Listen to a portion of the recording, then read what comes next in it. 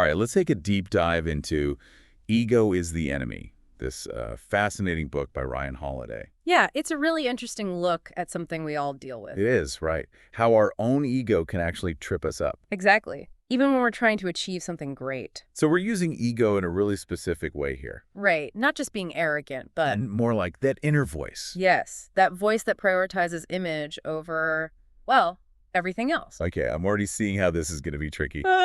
So what's the game plan for today? Well, we're going to dig into how ego can actually sabotage us. Like real-life examples. Oh, yeah. Holiday uses tons, but also, and this is key, what can we do about it? Okay, because just knowing it's a problem doesn't fix it. Exactly. So let's start with, Yeah, where does Holiday even begin with this? well, he kind of puts himself out there. Oh, right. He talks about his own... Yeah, his early success. Like dropping out of college at 19 to work with these... Huge names, mentorships, the whole 9 yards. So he was living the dream, basically. Yeah. And that's where things got interesting. Oh. So it wasn't the struggle to success, but Almost the opposite. that success messed him up. Well, he started seeing the downsides, the things nobody talks about. Okay, I'm intrigued. Give me an example. This idea of the heroic narrative we build around success. Mean... We love the underdog story, the rise to the top, But we kind of skip over... the messy parts, the doubts, the setbacks, Or even just plain luck playing a role. all of that. We create this perfect image, And then we have to live up to it. which is impossible, right? Holiday even talks about having a breakdown, ending up in the ER, Oh, wow. Okay, so success isn't all it's cracked up to be. especially when it feeds the wrong parts of ourselves. And I think we've all felt that pressure. Oh, absolutely. To look successful. More than actually being successful sometimes. 100%. And that's a trap, right? So how do we catch ourselves? Holiday must have some advice. He does, but first, he lays out just how bad it can get, even for the best of us. Like cautionary tales. Give me an example. Howard Hughes. Oh, the aviator guy. Right. Brilliant, innovative, but obsessed with control. To his detriment. To the point of isolation, financial ruin. So it's not that he lacked talent. But ego took over. Okay, another one, just to drive the point home. John DeLorean. Okay, the car guy. Wait, how'd he go mess him up? Similar story, actually. Visionary created an iconic car. But his leadership style. A disaster. Couldn't let go, needed to be the center of attention. So the company went under. Exactly. Talent and ego, a dangerous mix. All right, I'm convinced this ego thing is a serious problem. So what do we do about it? That's the real question, right? That's where we're going to get practical. Exactly. And Holiday offers some really interesting strategies. Okay, lay one on me. I'm ready. One of the most important, cultivating a student mindset. Even when you're successful. Especially then. Think about Tom Brady. The football legend. Drafted in the 6th round, almost nobody thought he'd make it. But he kept learning, pushing himself. Never stopped being a student of the game. And that's what made him a champion. Exactly. So are we open to learning even from those we might think are beneath us?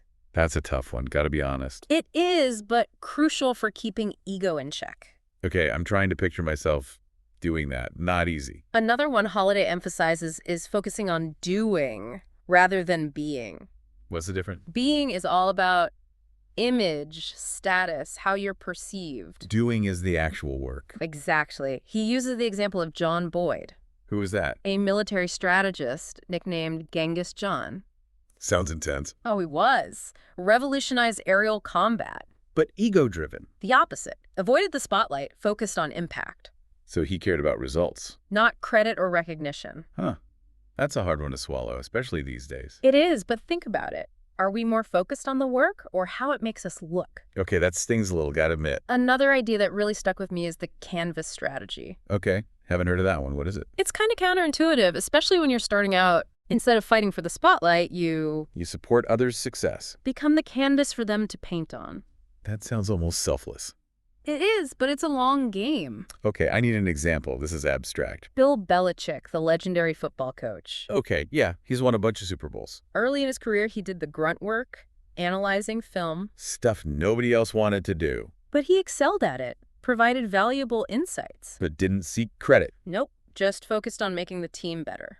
And that set him up for later success. It's like investing in others is investing in yourself. Interesting perspective. Makes you think, right? Absolutely. Are we holding back from helping others because we don't see the direct benefit to ourselves? Okay, I'm seeing how ego plays into that. Big time. Especially when it comes to sharing knowledge, It's resources. like we're afraid of losing our advantage. But what if that's the wrong way to think about it? Okay, you've given me a lot to chew on. And this is just the beginning. So we've talked about how to manage ego when things are good. But what about when things get tough? How do we handle setbacks and failures? Oh, that's where things get really interesting. Because failure is where ego can really rear its ugly head. And trust me, it can get pretty ugly. So how does ego sabotage us when we're already down? Well, it kicks in with all its defensive mechanisms, preventing us from honestly assessing the situation. So we're less likely to learn from our mistakes. Exactly. It whispers things like, this wasn't your fault, or you didn't deserve this. So instead of taking responsibility, we shift the blame. Precisely. It becomes all about protecting our fragile ego instead of facing reality. Holiday talks about Katharine Graham, who took over the Washington Post during a tumultuous time. Oh yeah, I remember that story. A woman leading a major newspaper in a male-dominated industry. Exactly. She faced incredible challenges, but instead of wallowing in self-pity or blaming others, she chose to lead with purpose and commitment, focusing on the paper's legacy. So she channeled her energy into action rather than dwelling on the unfairness of it all. Precisely. She didn't let her ego dictate her response. Another great example is the San Francisco 49ers under Bill Walsh. Their first year. They finished with a terrible 2-14 record, same as the year before. Ouch, that's gotta be demoralizing. It would have been easy to give up, to blame the players, the circumstances, anything but themselves. But Walsh chose a different path. He focused on the process, on the small improvements he was seeing, and trusted that the results would eventually follow. And they did. 2 seasons later, they won the Super Bowl. Talk about a turnaround. That's the power of a resilient mindset of not letting initial setbacks define you. Think about your own experiences with failure. Have you allowed setbacks to hold you back, or have you found a way to use them as fuel for growth? It's a powerful question to consider. It's so easy to let those negative experiences define us, but ultimately, it's how we respond that determines our future success. 100%. It's all about mindset. Now imagine you're facing a major setback, maybe even a public failure. What's your gut reaction? Honestly, probably a mix of shame, embarrassment, maybe even anger. Totally natural. But those emotions, if we let them take over, can be incredibly destructive. So how do we prevent those negative emotions from dictating our actions? One of the first steps is simply becoming aware of them. Holiday talks about those opening credits moments we all have. You mean like walking down the street with your headphones on, feeling like the star of your own movie? Exactly. It can be a fun fantasy, but it can also disconnect us from reality. So we're less likely to recognize when our ego is getting in the way. Exactly. It's like we're living in a highlight reel instead of engaging with the present moment. So how do we bring ourselves back to reality? Ask yourself, is this movie moment helpful? Or am I just getting caught up in my own ego? Okay, I can see how that simple question could shift our perspective. It can, and sometimes that's all it takes to bring us back to the present moment, to reconnect with our true selves. So awareness is key. But what about those times when our ego starts to infiltrate our leadership style? Holiday talks a lot about the dangers of micromanagement, right? Oh yeah, he uses John DeLorean as a prime example. Remember, he was the brilliant car designer, but also a terrible manager. He just couldn't let go of control? Nope. He had to be involved in every detail, which, as you can imagine, created chaos and ultimately contributed to the company's collapse. It's like that saying, if you want something done right, you got to do it yourself. Which can be true for some things, but in a leadership role, that mindset can be disastrous. So what's the antidote to micromanagement? Trust. Learning to delegate effectively and empowering your team. Which requires a certain level of humility, right? Yeah. Recognizing that we don't have to be the expert on everything. Absolutely. It's about shifting from I to we, creating a culture where everyone feels valued and respected. Okay, so trust and humility are essential for effective leadership. Yeah.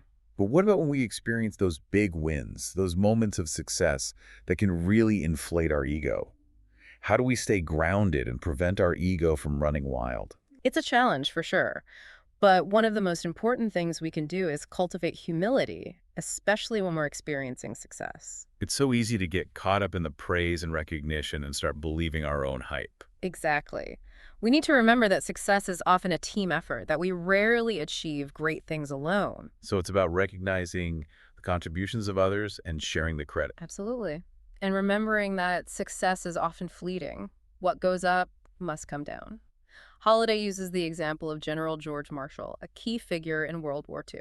He sounds like an incredible leader. What made him so special? He was known for his humility, his unwavering commitment to service, and his remarkable ability to stay grounded despite his many accomplishments. So he didn't let success go to his head.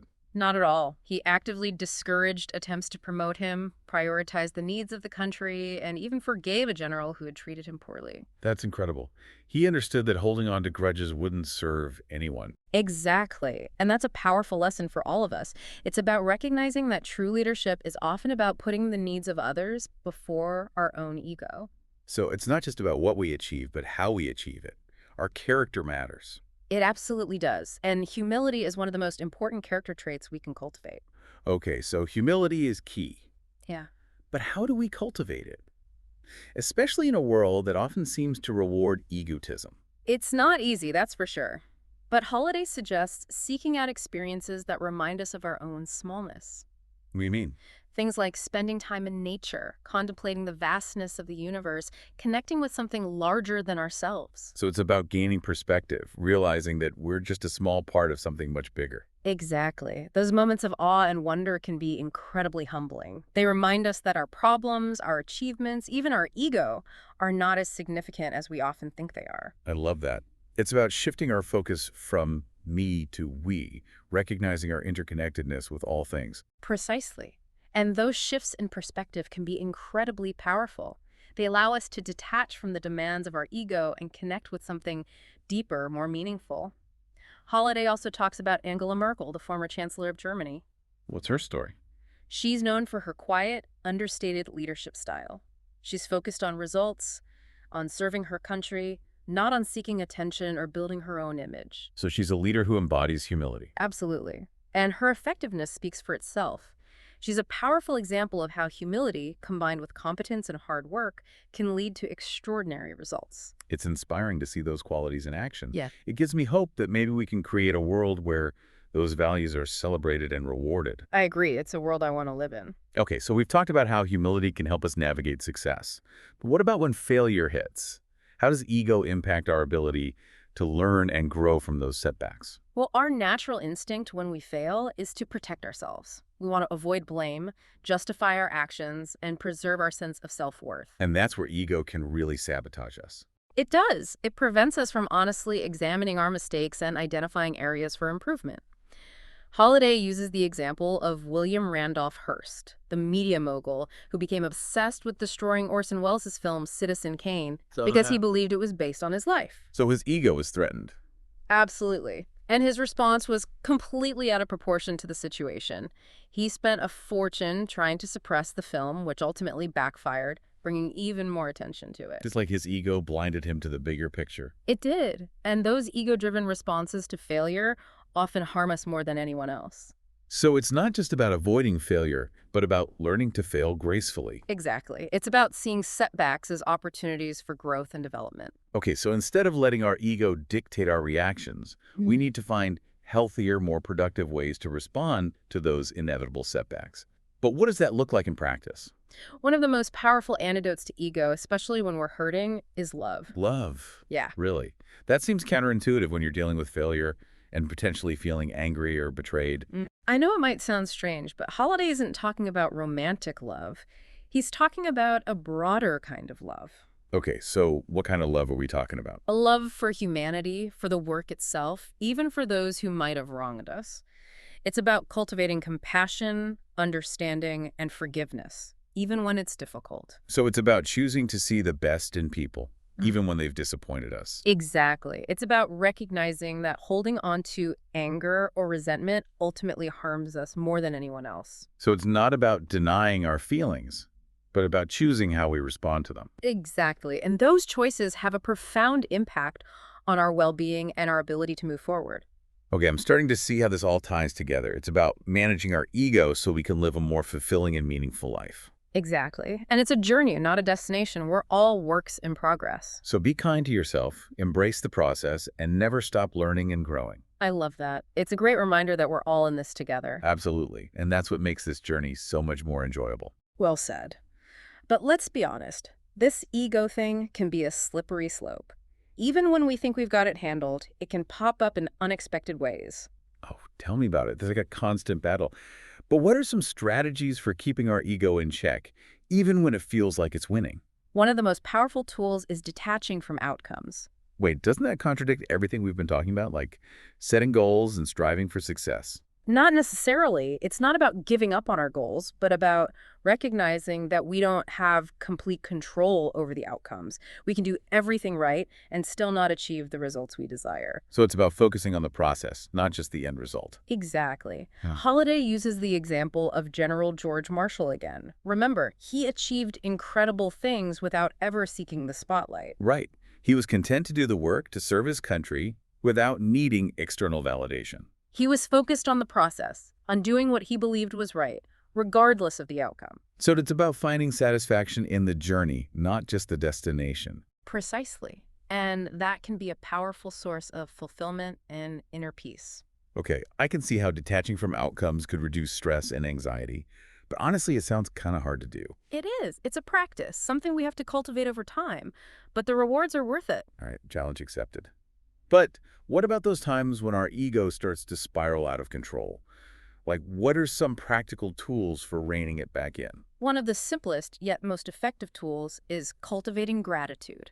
So basically focusing on the good stuff. Exactly. Taking time to appreciate the things we have, the people in our lives, the opportunities that come our way. It sounds so simple, but it can be surprisingly difficult to do consistently. It can, especially in our fast-paced, achievement-oriented culture, but it's worth the effort. When we're focused on what we're grateful for, it's much harder to get caught up in ego, in feelings of lack or inadequacy. It's like shifting our perspective from what we're missing to what we already have. Exactly. And it's a powerful antidote to those negative thoughts and emotions that can fuel our ego. So how do we make gratitude a regular practice? Holiday recommends making it a daily ritual. Whether you keep a gratitude journal, write thank you notes, or simply take a few moments each day to reflect on what you're grateful for, the key is consistency. Make it a habit. Okay, I like that. It's a simple but powerful practice. But what about when our ego turns inward and becomes our own worst critic? How do we handle that? That's when self-compassion becomes essential. So treating ourselves with the same kindness and understanding that we would offer to a friend. Exactly. Our ego can be a harsh critic, constantly comparing us to others and telling us we're not good enough. We need to challenge those negative thoughts and replace them with more loving and supportive messages. So it's about recognizing that we're all works in progress, that we all make mistakes, and that's okay. Absolutely. It's about giving ourselves permission to be human, to learn and grow without judgment. Okay, so we've talked about gratitude, self-compassion, and a bunch of other great strategies for keeping our ego in check. But are there any other practices that you've found helpful in your own life? Oh, definitely. Things like spending time in nature, engaging in creative pursuits, practicing mindfulness or meditation. It sounds like it's about connecting with something larger than ourselves, something that helps us transcend the limitations of our ego. Exactly. Those practices can be incredibly grounding and help us remember what truly matters. So kindness, gratitude, creative pursuits, spending time in nature, meditation, these are all valuable tools for detaching from our ego and connecting with our true selves. They are. And the more we practice them, the more we cultivate a sense of inner peace, resilience, and fulfillment. All right, we've covered a lot of ground today, exploring the many ways ego can sabotage our efforts and the strategies Ryan Holiday offers for keeping it in check. But before we wrap up this part of our deep dive, I want to touch on one more point that Holiday emphasizes throughout the book: Oh, yeah. Which one is that? the importance of service. Ah, yes. He argues that when we focus on something larger than ourselves, when we're committed to serving others, our ego naturally takes a back seat. Because we're no longer consumed by our own needs and desires. Exactly. And that shift in perspective can be incredibly liberating. Holiday uses the example of George Marshall, who dedicated his life to serving his country, never seeking the spotlight or craving recognition. He simply focused on doing the work that needed to be done. And in doing so, he not only achieved remarkable things, but also lived a life of true purpose and meaning. Think about your own life. Are there any causes or communities you feel passionate about? That's a great question to consider. It's so easy to get caught up in our own little world, but there's so much more out there. There is. And we all have something unique to offer. Okay, so find something you're passionate about and use your talents to make a positive impact. But how do we actually find that thing, that purpose, that calling that will allow us to move beyond our ego and truly make a difference? Holiday suggests starting right where you are. Look around your community at the people in your life and ask yourself, how can I help? What needs to be done? So simple, yet so profound. It is. The answers are often right in front of us. We don't have to wait for some grand opportunity or a life-altering epiphany. We can start making a difference right now in the small, everyday moments of our lives. I love that. It's a reminder that we all have the power to make a difference, starting today. And that's a powerful message to carry with us. It is. But before we move on, I'd love to hear what stood out to you most from our deep dive into Ego is the Enemy so far. You know, what really struck me is how Holidays seamlessly blends personal stories, historical examples, and philosophical insights to create a truly compelling and actionable guide to navigating the challenges of ego. It's not just theory, it's a practical roadmap for personal growth and fulfillment. Exactly. He gives us concrete strategies for cultivating humility, managing our time effectively, focusing on the process, and choosing love over hate. And he reminds us that this is a lifelong journey. It's not about achieving some perfect state of egolessness, but about continually striving to become more aware of our ego, manage its influence, and connect with a deeper, more authentic part of ourselves. I couldn't agree more. And his emphasis on the importance of service really resonated with me. When we focus on something larger than ourselves, our ego naturally takes a back seat, leading to a more fulfilling and meaningful life. It's a powerful reminder that true happiness comes not from self-promotion, but from contributing to something greater than ourselves. Absolutely. And that brings us to our final thought for today. Okay, what is it? Take a moment to reflect on a time when your ego might have held you back. Ooh, good one. How could you have approached that situation differently using the principles we've discussed? Right, like what could we have done better? What changes can you make starting today to keep your ego in check and move closer to your goals? That's a great question to ponder. It's all about awareness and action. So we've talked about surrendering control, trusting others, and creating a culture of collaboration. But what other strategies can we use to cultivate humility, especially when we're facing failure? One of the most powerful tools is simply choosing love over hate. This seems to be a recurring theme for Holiday. It is, and for good reason. When things aren't going our way, it's easy to get consumed by anger, resentment, or bitterness. Those emotions can be all-consuming. They can, but as we've discussed, they're ultimately self-destructive. They cloud our judgment, prevent us from learning from our mistakes, and keep us stuck in the past. So it's about recognizing when those negative emotions are taking hold and consciously choosing a different path. Exactly. And that path might involve forgiveness, compassion, or simply a willingness to let go of the past. It's a powerful reminder that we always have a choice in how we respond to challenging situations. We do. Now think about a situation in your own life where you're struggling with negative emotions. Could choosing love, even in a small way, help you to shift your perspective and move forward? That's a great point. It's about choosing to focus on the positive, even when we're facing challenges. But what about those times when it feels like everything is falling apart? How do we navigate those moments without letting our ego completely take over? Remember the story of the San Francisco 49ers and their initial 2-14 record under Bill Walsh? They didn't let that define them.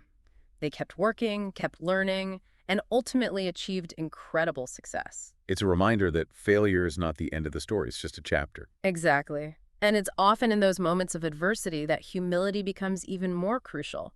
It allows us to see things clearly, to assess the situation honestly, and to ask for help when we need it. It's about letting go of the need to be right, to be perfect, to have it all figured out. Exactly. We need to embrace the messiness of failure and recognize that it's often in those moments of struggle that we discover our true strength and resilience.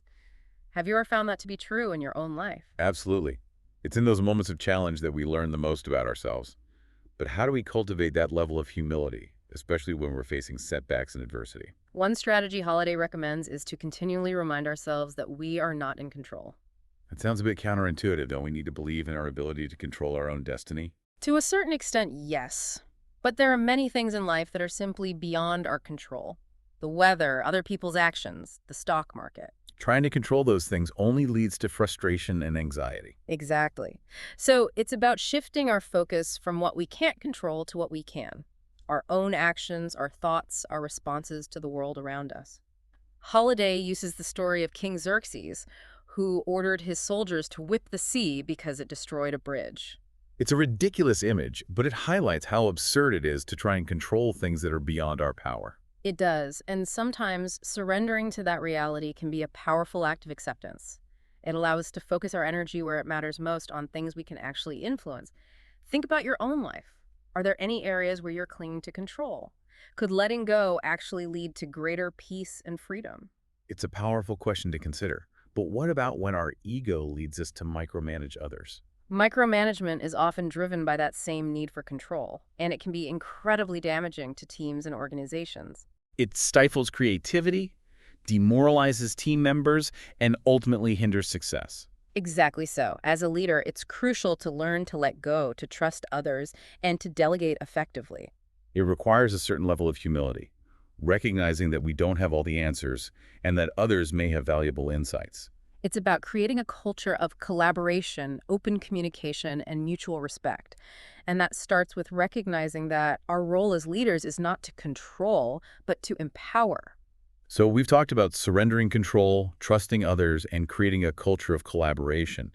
But what other strategies can we use to cultivate humility, especially when we're facing failure? One of the most powerful tools is simply choosing love over hate. This seems to be a recurring theme for Holiday. It is, and for good reason. When things aren't going our way, it's easy to get consumed by anger, resentment, or bitterness. Those emotions can be all-consuming. They can, but as we've discussed, they're ultimately self-destructive. They cloud our judgment, prevent us from learning from our mistakes, and keep us stuck in the past. So it's about recognizing when those negative emotions are taking hold and consciously choosing a different path. Exactly. And that path might involve forgiveness, compassion, or simply a willingness to let go of the past. It's a powerful reminder that we always have a choice in how we respond to challenging situations. We do. Now think about a situation in your own life where you're struggling with negative emotions.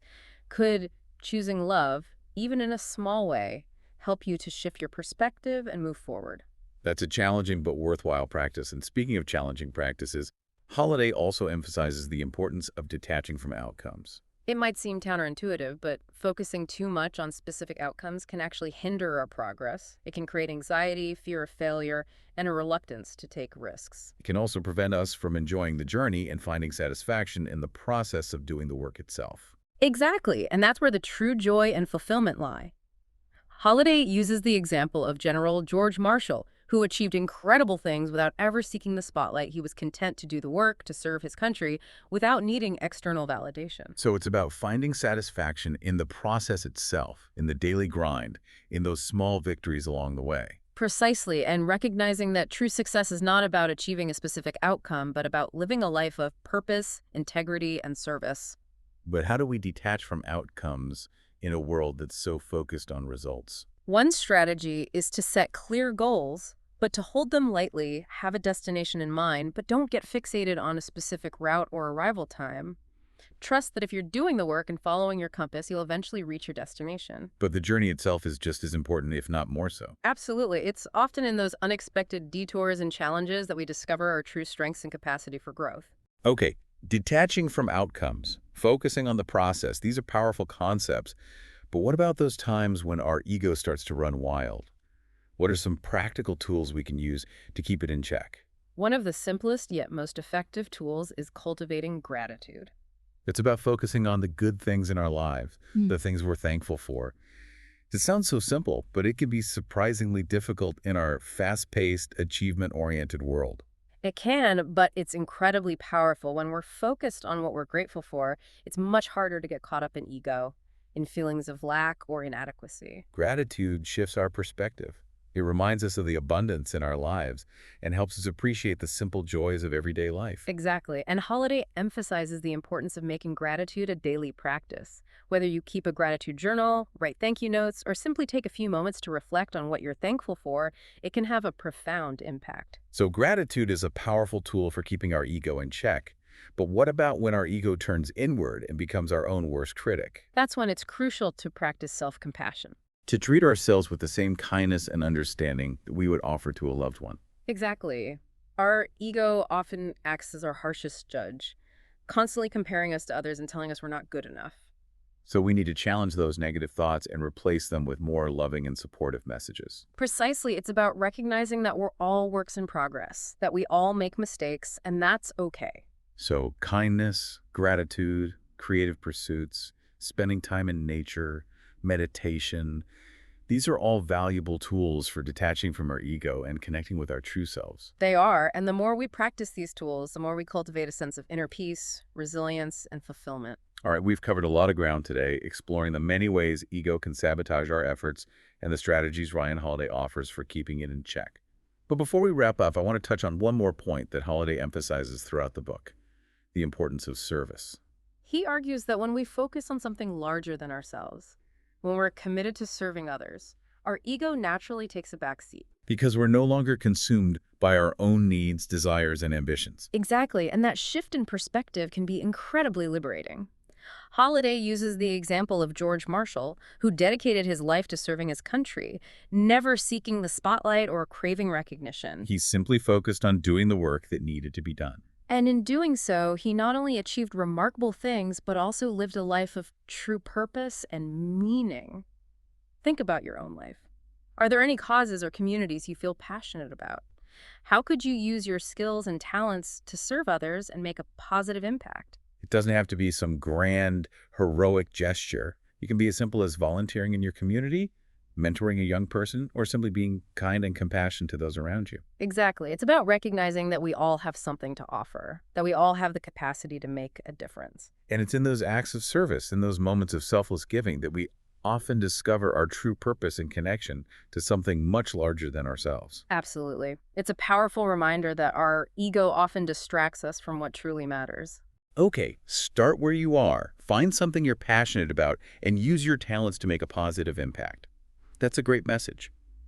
But how do we actually find that thing, that purpose, that calling that will allow us to move beyond our ego and truly make a difference? Holiday suggests starting right where you are, look around your community at the people in your life and ask yourself, how can I help? What needs to be done?